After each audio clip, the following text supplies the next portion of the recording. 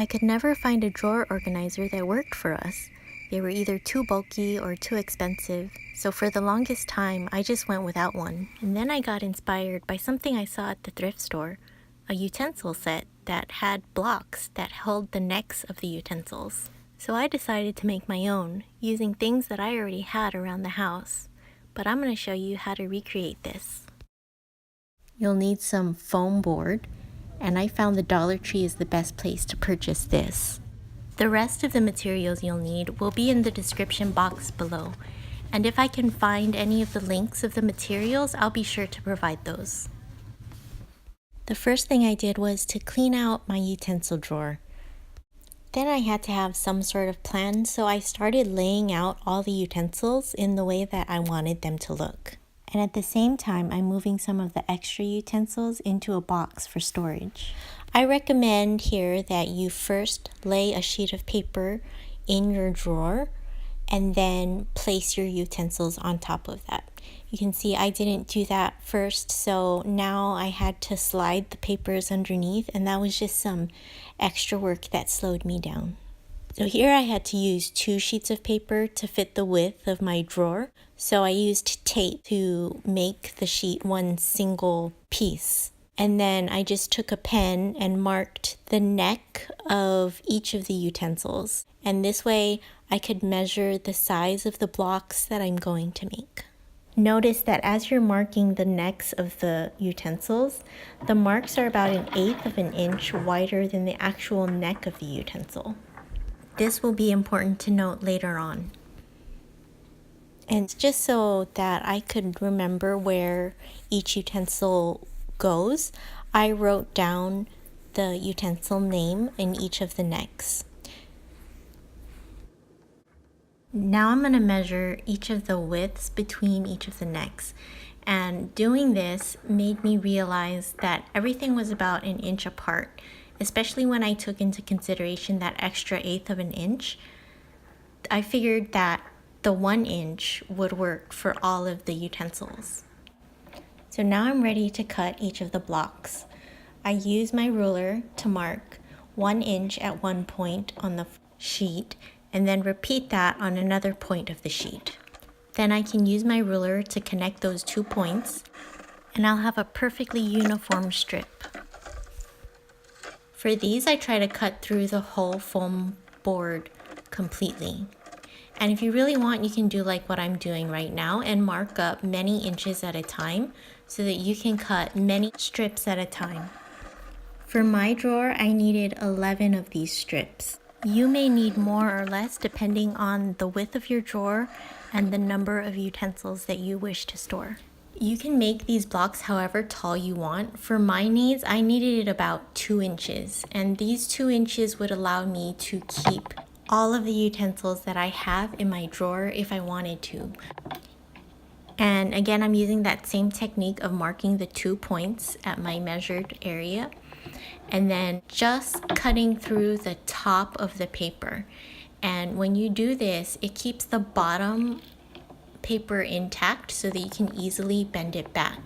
And you just keep doing this in this accordion style until your block is 5 layers of the foam sheet thick.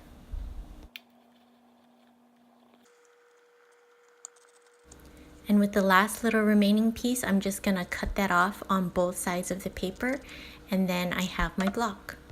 To cover the blocks, I used some felt that I bought from a Japanese dollar store called Daiso, but you can use felt from any store.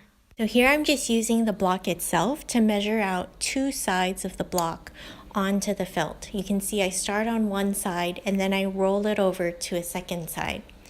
And what this will do is allow me to cover the block completely with the felt.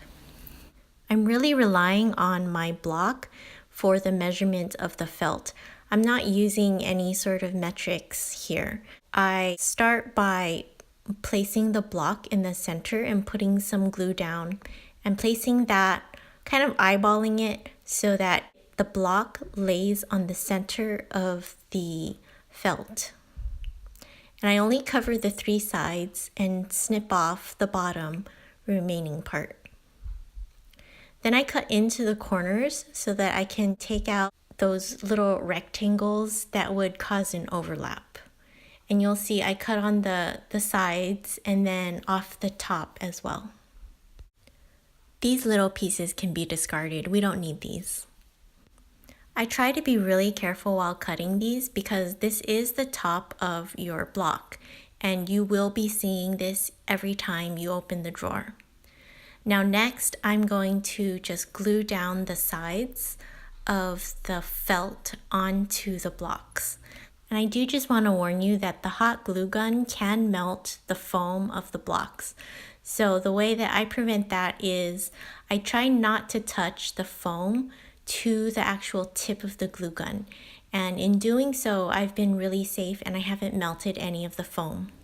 Now that's 1 down and 10 more to go. So now I'm going to cut off a strip of contact paper, and this contact paper will be the bottom of the block. I just do a rough measurement and cut a strip about 1 inch wide. You'll probably need multiple of these strips. You'll need it long enough so that it fits the width of your drawer. The reason I added these strips is to prevent the glue from melting the shelf liner. Now here I want to show you I made a couple of blocks.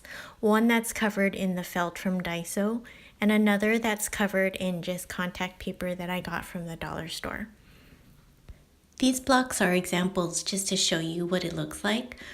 I personally prefer the one that's covered in the felt because that matches more the example that I saw at the thrift store, and I feel like it does a better job of nestling the utensils. It also looks a little higher end too.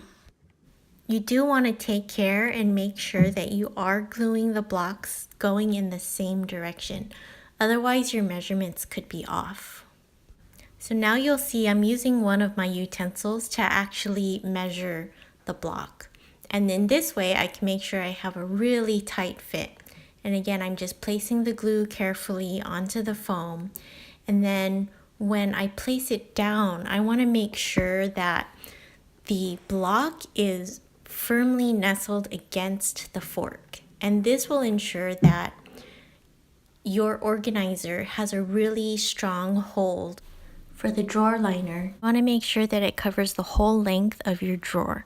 That will serve as the bottom of this organizer. When you're ready, you peel the backing off of this contact paper and apply it onto the drawer liner. In my experience, the contact paper will actually peel away the liner. So you really want to make sure that you're applying the strip accurately to your liner. Otherwise, you're going to have to remove the blocks from your contact paper strip and then apply it again to another strip and try to adhere the contact paper onto the liner again. This liner that I'm using here, I got from the 99-cent store many years ago. And unfortunately, they don't sell it anymore. But any liner that is of really thick quality that does not skid on both sides will work great here. And now I'm doing the fun part. I'm putting all the utensils into my new organizer. And here you can tell I stack some of these pretty high. Like those black utensils there, those are plastic utensils that we kind of keep and reuse from Chipotle. And those I have in a stack of, I think 8 or so. And you can see when I slam the drawer, the utensils don't really move aside from the knives and the chopsticks.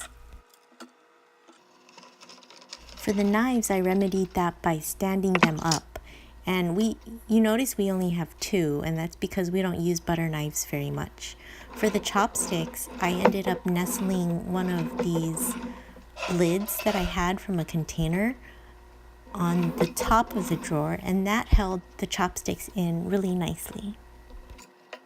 And again, we've had this system in place for over a year now, and it's held up really nicely.